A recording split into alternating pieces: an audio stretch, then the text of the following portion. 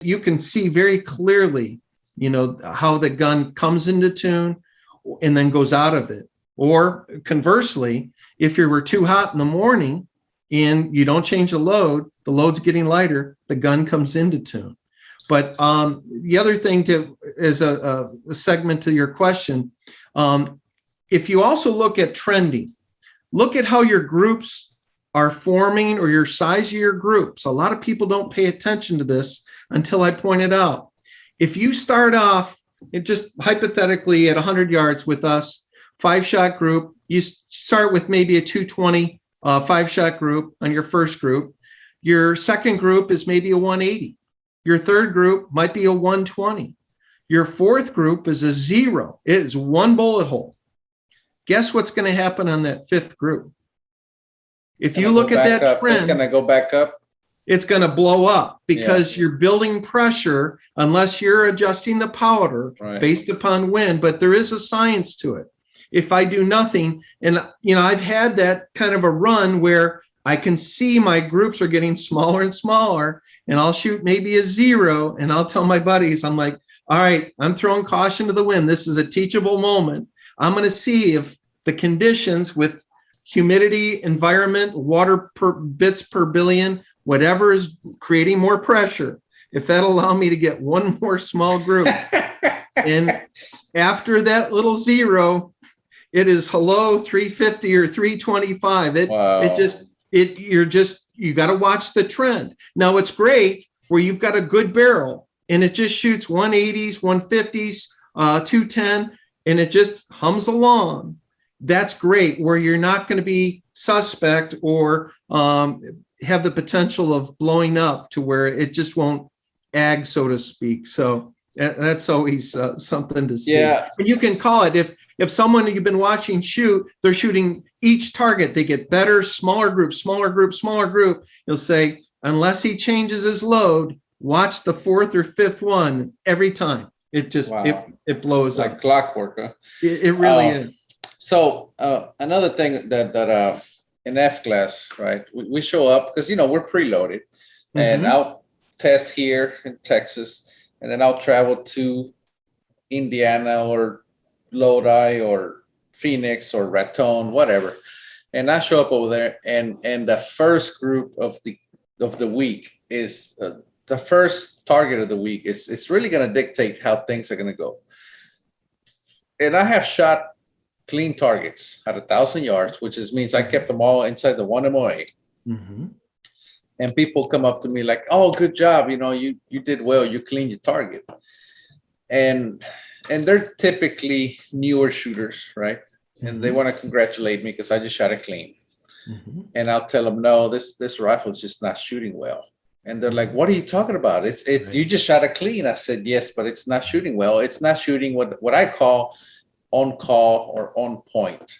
It's when a rifle is shooting well, you can drive it. I mean, if you want to move it half a bullet hole to the left, you'll move cause and effect. You'll see it. And oftentimes it shoots half a bullet hole to the right, and then you move it to the left, half a bullet hole, and then it goes the other way. And you're like, this thing is not on call, right? Yeah, it's not honest.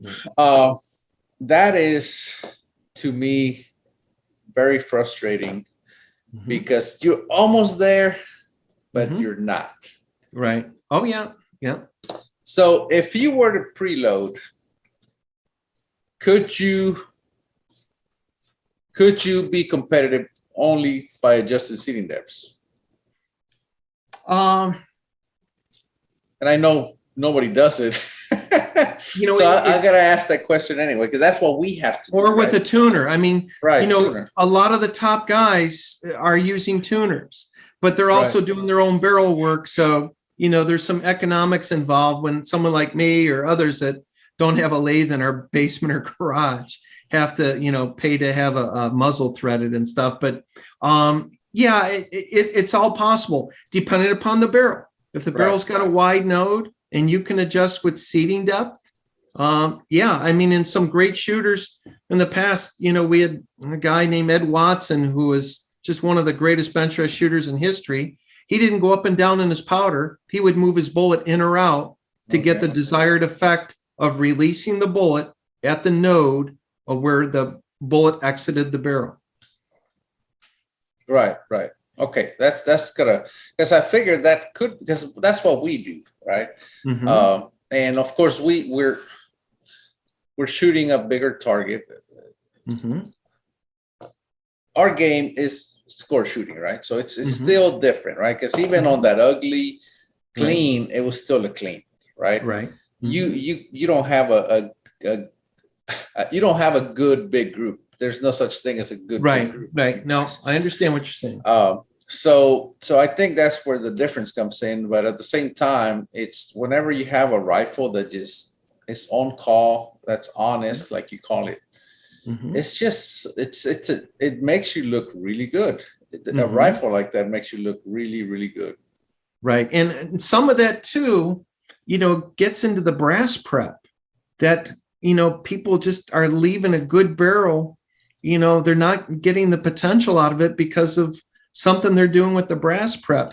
The biggest thing, and I know that a lot of people get tired of hearing it, but, I talk to people all the time. Oh, my rifle's not shooting. And, always gets back first and fundamentally, with us, we're shooting, turn case necks, we're turning necks for consistency of bullet release. Mhm. What are you turning your case neck thickness to? And that's where they kind of squirm. Well, I got a 262 neck. The internet says I should be at 8,500. Jack, I know you don't have much time, so we're probably gonna have to cut it right here. Okay, We're gonna have to that's do a fine. part two. Yeah. We'll get into brass prep next time because I know All this right. is a big topic. Oh yeah, it's huge. So let's cut it right here. I mean, I'm blown away so far hearing you talk about all this stuff because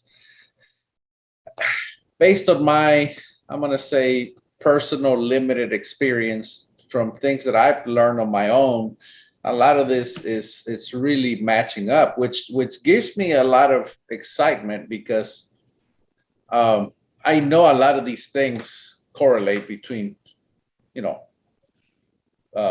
short range and long range, right? Which Mhm. obviously is at least for me is a very good thing because you guys, like you said, you guys are the tip of the spear. I could look at what you guys are doing now Mhm. and help what I'm doing. You know what I mean? Oh yeah. The latest thing that I got is a rail gun. I got me a rail gun. I'm gonna set it up. Yeah, I know you laugh. Speedy laugh. No, they're too. great. I'll tell you, it really shows you how your wind reading skill is. It is the acid test to know if you're hitting conditions or not. If a new shooter could afford to start with a rail gun, they would see what cause and effect is of different angles of wind. And again, it really shows you how well you're seeing conditions. But So the problem again, is it's gonna be it's gonna be a 284. So I don't know how it's gonna handle all the recoil and all that. But yeah, no, that can be handled. yeah. So that's gonna be my next project that I have coming up. But Mhm. I'm literally gonna take what you guys are doing and apply it to what I'm doing, Mhm. and obviously share with my viewers whatever I find. And obviously, we're gonna do more interviews with you because I mean, we could talk all day. I mean, we talked at V2 Yeah. for a while, and I wish I would have had more time, but it's just every time I hear you talk, I'm just amazed. Well, if you are for your railgun, before we end, for your 284, a friend of mine came up with a brilliant idea, especially some of our ranges we shoot uphill, and that top comes flying back. He mounted two rare earth magnets underneath the top plate, Okay. and they oppose each other. You cannot get them to touch. And I know friends of mine at Loophole, they made up a 30 BR and a 308 top for a railgun that they had built. And they implemented this rare earth magnet to help stop the recoil of that top with a heavier caliber like a 284. So just something you want to keep in mind. Well, let me right quick. I actually built a recoil reducer that worked with opposing magnets for my daughter when she started shooting, but I ended up not using it. And then I started thinking, I said, what if I put it in the front of my gun under the forend Mhm. and one on my wrist. And when it recoiled, it would slow it Exactly. down. Yep. But F class has a rule that, Right. there's it goes against Yep. the spirit of the competition. Right. So I said, Right. I better not test the waters, but Right. No, understood.